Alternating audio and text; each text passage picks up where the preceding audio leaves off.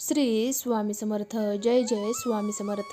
तुम्ही जर श्री स्वामी समर्थांचे खरे भक्त असाल तर कमेंट बॉक्समध्ये स्वामी आई मी तुझं बाळ आहे अशी कमेंट करा. भाग्यवंत ठराल. चला तर मग व्हिडिओला सुरुवात करूया.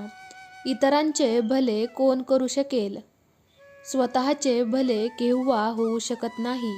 मित्रांनो, मी तुम्हाला या संदर्भात 2 गोष्टी सांगणार आहे. या दोन्ही प्रश्नांची उत्तरे तुम्हाला त्या 2 कथांमधून मिळू शकतात. त्यामुळे सोबत राहा.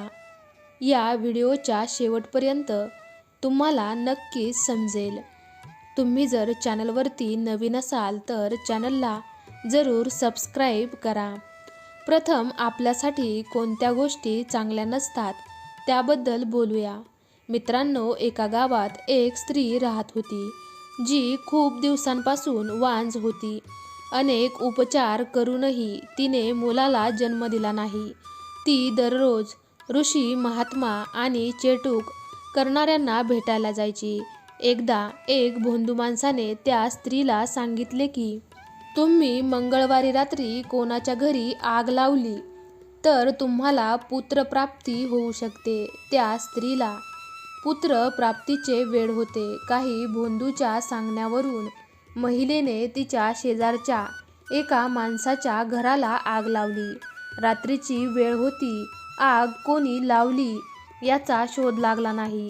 त्या घरातील संपत्ती आणि जनावरांसह सर्व काही जळून राख झाले. या आगीत गायी, वासरे, म्हैस, घोडे असे एकूण 8 प्राणी मरण पावले. काही दिवसांनी तिच्या घरी ती आई बनली. तिला मुलगे होऊ लागले. हळूहळू ती 8 मुलांची आई झाली. आता ती बाई खूप खुश होती. तिच्या या कृत्याबद्दल तिच्या म्हाताऱ्या सासऱ्याला कळाले की एका भोंदूच्या सांगण्यावरून तिने शेजारच्या घरात आग लावली आणि 8 मुकी जनावरे मारली गेली. एके दिवशी तिचे वृद्ध सासरे बसून विचार करत होते की तिने एक गंभीर गुन्हा केला होता, पण देवाने तिला 8 मुलांची आई बनवून मोठा आनंद दिला आहे.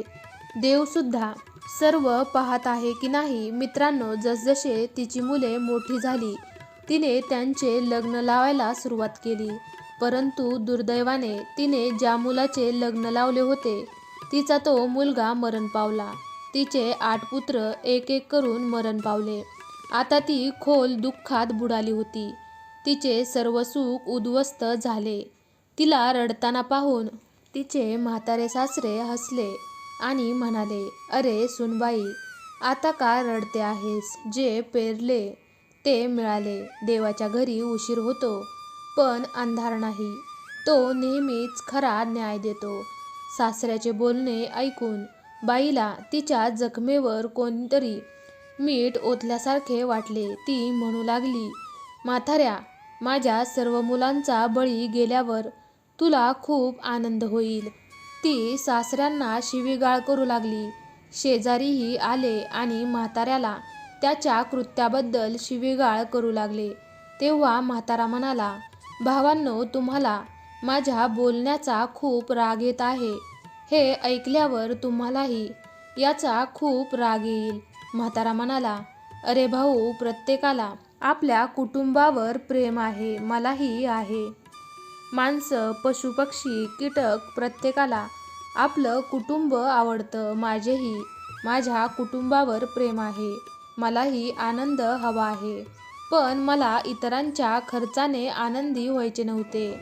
माझ्या या दुष्ट सुनेने एका धूर्त ढोंगी माणसाच्या सांगण्यावरून एका गृहस्थाच्या घराला आग लावली होती, ज्यात त्याची 8 मुकी जनावरे जळून खाक झाली.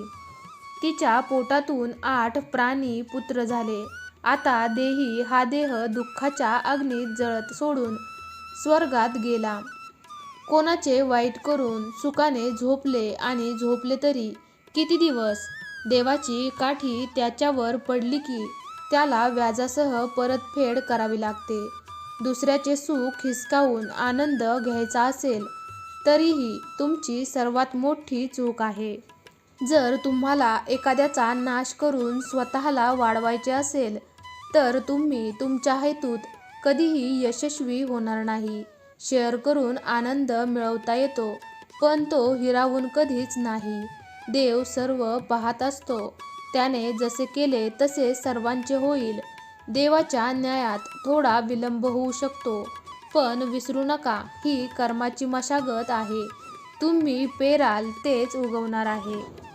तरच इतरांचे वाईट करून स्वतःचा फायदा होणार नाही. मित्रांनो, आता आपण दुसऱ्या प्रश्नावर बोलूया. दुसऱ्याचे भले कोण करू शकेल? मित्रांनो, एक गोष्ट लक्षात ठेवा की स्वतःचे पोट भरलेले असते तो कधीही इतरांच्या कल्याणाचा विचार करू शकत नाही. तशीच मी तुम्हाला एक छोटीशी गोष्ट सांगणार आहे. एका गावात एक माणूस राहत होता, ज्याला मूलबाळ नव्हते.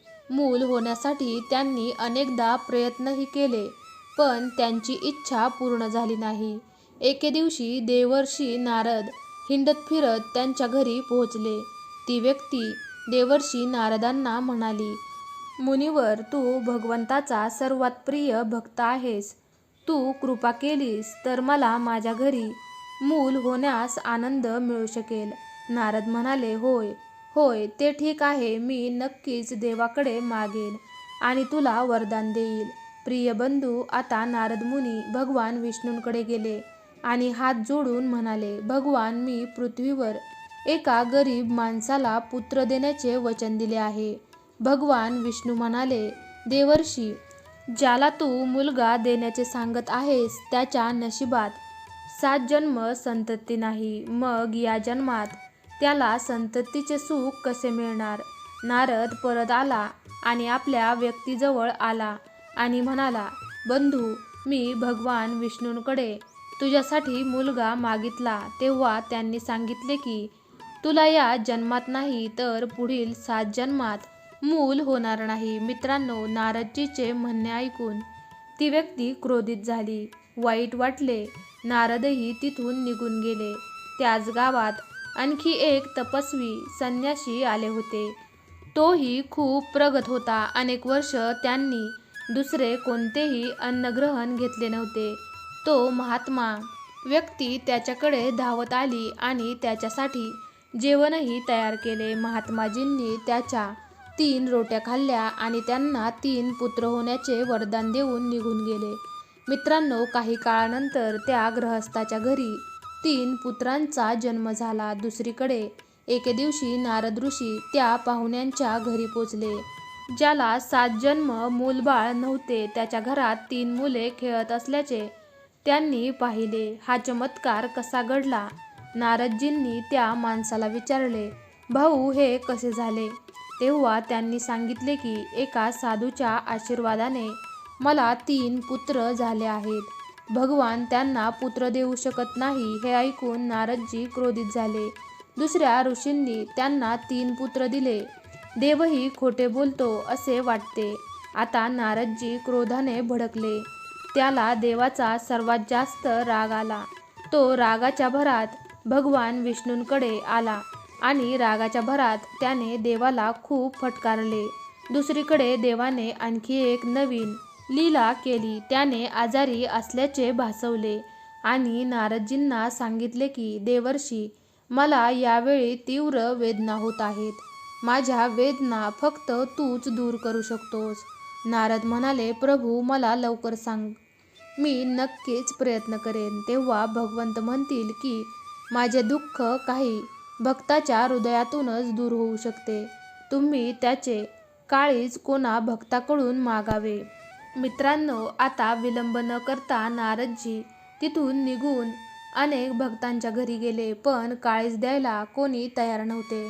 काही लोकांनी तर नारद मुनींना सांगितले की तुम्ही देवाचे सर्वात मोठे भक्त आहात, हे काम तुम्हीही करू शकता.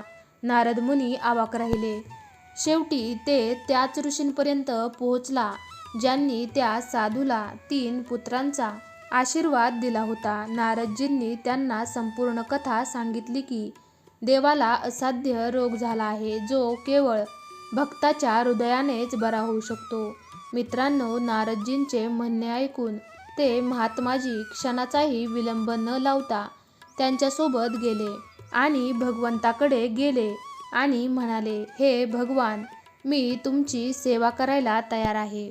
माझे जे काही भाग तुझे दुःख दूर करायचे आहे ते माझे हृदय काढून टाक आणि तुझे दुःख दूर कर. मित्रांनो, त्या भक्ताची देवाप्रती असलेली भक्ती पाहून भगवंत खूप आनंदी झाले आणि नारदजींना म्हणाले, देवर्षी, तुम्ही माझे भक्तही होता, पण हे काम तुम्हाला करता आले नाही.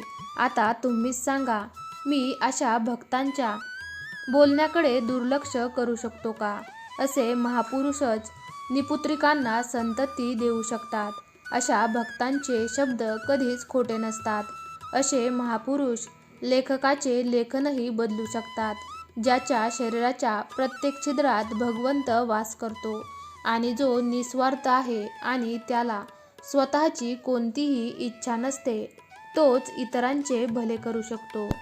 मित्रांनो, देवाचे म्हणणे ऐकून नारद मुनींना खूप लाज वाटली आणि देवाकडे क्षमा मागून ते तिथून निघून गेले.